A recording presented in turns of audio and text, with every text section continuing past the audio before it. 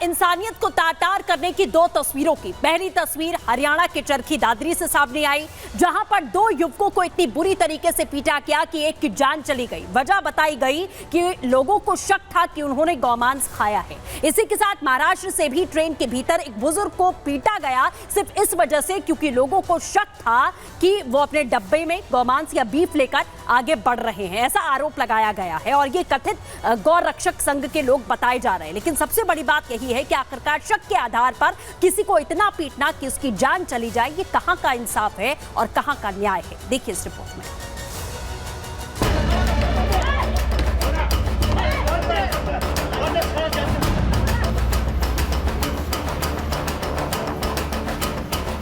बर्बरता की तस्वीरें दो है मगर हालात लगभग एक जैसे और अंजाम इतना खौफनाक कि कोई मारा गया तो कोई मरने की हालत में है।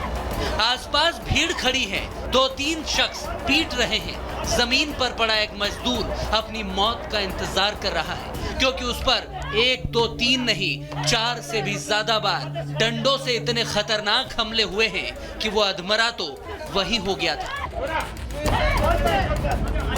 यह हरियाणा के चरखी दादरी की तस्वीर है जहां एक प्रवासी मजदूर साबिर मलिक के इसलिए पीट कर हत्या कर दी गई क्योंकि उस पर बीफ खाने का शक था और असीरुद्दीन नाम के शख्स की हालत गंभीर है। मामला 27 अगस्त का बताया जा रहा है। वीडियो वायरल होने के बाद हरकत में आई पुलिस ने एक्शन लिया और अभिषेक, रविंदर, मोहित, कमलजीत और साहिल समेत 7 आरोपियों को दबोच लिया।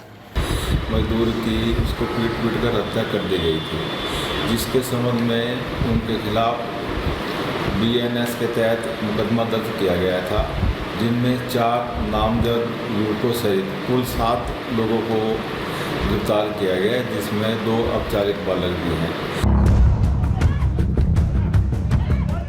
बताया जा रहा है कि कथित गौरक्षकों ने गोमांस खाने के शक में साबिर को प्लास्टिक की खाली बोतलें बेचने के बहाने एक दुकान पर बुलाया और वहां पर उसकी जमकर पिटाई की। इस मामले को CM नायब सैनी ने भी दुर्भाग्यपूर्ण बताया है। घटना नहीं होनी चाहिए और ये घटना दुर्भाग्यपूर्ण है। मैं उन लोगों से कहना चाहूँगा कि वो इस प्रकार के संसाधनों के अंदर संलिप्त ना हो, उससे बचना चाहिए। ये डेमोक्रेसी नहीं है। हम लोग सब ये पूरा स्ट्रॉन्ग लैंग्वेज में इस इंसिडेंट का हम कॉन्ट्राडिक्ट कर रहे हैं।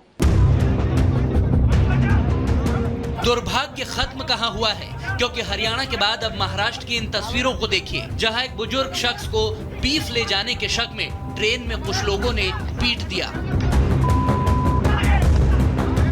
बुजुर्ग का नाम हाजी अशरफ बताया जा रहा है जो जलगांव से ट्रेन के जरिए अपनी बेटी से मिलने कल्याण जा रहे थे। उनके हाथ में 2 डिब्बे दिख रहे हैं जिनमें गोमांस होने के शक में सामने खड़ी भीड़ ने थप्पड़ और मुक्कों की बारिश कर दी। इस वीडियो के वायरल होने के बाद सियासत भी गर्मा गई है। ओवैसी और उनकी पार्टी के कई नेताओं ने वीडियो पोस्ट कर विरोध किया है। महाराष्ट्र में AIMIM के अध्यक्ष और पूर्व सांसद इम्तियाज जलील तो उकसाने पर आ गए। कह रहे हैं कि बहुत हो गया ज्ञापन देना और सोशल मीडिया पर अपना गुस्सा जाहिर करना।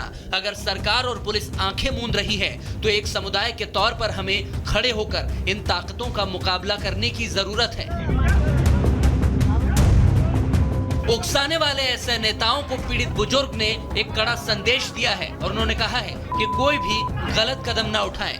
आप मेरे लिए आपने जो किया है, मैं हयात हूँ, आप कोई ऐसा गलत कदम ना उठाए, मैं आपसे इतनी इल्तिजा करता हूँ। गौ माता की रक्षा हर भारतीय का कर्तव्य होना चाहिए। हर किसी की भावनाओं का ख्याल रखा जाना चाहिए, लेकिन कानून को हाथ में लेने का हक किसी को नहीं है। कार्रवाई पुलिस करेगी और इंसाफ कोर्ट, क्योंकि भारत में लोकतंत्र है, भीड़ तंत्र नहीं।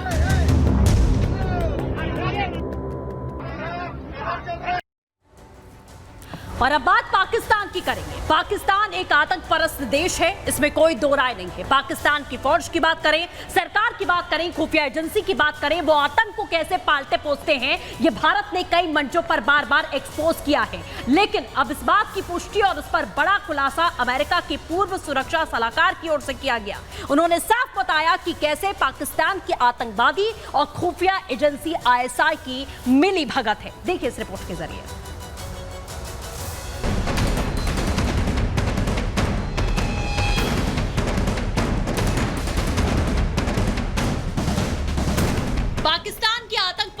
चेहरे को यूं तो भारत ने कई बार एक्सपोज किया, दुनिया की कई मंचों पर पाकिस्तान को आईना दिखाया, दुनिया को बताया है कि पाकिस्तान आतंकी पालता है, आतंकियों का पनाहगार है पाकिस्तान, इसमें कोई दो राय नहीं है। और आतंकवादियों की सरपरस्ती में सबसे बड़ा हाथ किसी का है तो वो है पाकिस्तान की खुफिया एजेंसी ISI का। वैसे तो पूरी दुनिया जानती है पाकिस्तान की करतूत को, आतंकिस्तान के मंसूबे सभी को पता है। भारत तो हर बार नापाक मंसूबे उजागर करता रहा, लेकिन इस बार तो अमेरिका ने पाकिस्तान की पोल खोल दी है। अमेरिका की पूर्व राष्ट्रीय सुरक्षा सलाहकार ने शाहबाज के मुल्क के आतंक प्रेम को सरेआम खोल दिया। ट्रंप के कार्यकाल में अपनी सेवाएं दे चुके पूर्व अमेरिकी NSA मैकमास्टर ने लिखा, आतंकवादियों के साथ ISI की मिलीभगत, आतंकवादियों का साथ देती है पाकिस्तान एजेंसी ISI। ट्रंप ने राष्ट्रपति रहते मदद रोकने के लिए कहा, आतंकवादियों का साथ देने से पाकिस्तान को रोका था, फिर भी पाकिस्तान अपना रवैया नहीं बदल रहा था। जो स्टेटमेंट दिया है कि पाकिस्तान टेररिस्ट को मदद कर रहा है और टेररिस्ट कैंप्स पाकिस्तान में है, ये कोई नई बात नहीं है और ये बहुत एक इंटरेस्टिंग डेवलपमेंट है कि अमेरिका ने ऑफिशियली रिकॉग्नाइज किया है। मैकमास्टर ने अपनी किताब a war with ourselves, my tour of duty in the Trump White House में ये दावा किया कि हम सभी ने ट्रंप को कहते सुना था, मैं नहीं चाहता कि पाकिस्तान को और पैसा दिया जाए। 2008 की मुंबई आतंकवादी हमले के मास्टरमाइंड हाफिज सईद को रिहा करने पर भी ट्रंप के दौर में NSA रहे मैकमास्टर ने पाकिस्तान को एक्सपोज कर दिया था। हाल ही में भारतीय विदेश मंत्री एस जयशंकर ने साफ कर दिया कि पाकिस्तान को अपनी हरकतों का खामियाजा भुगतना पड़ेगा। I think the era of uninterrupted dialogue with Pakistan is over.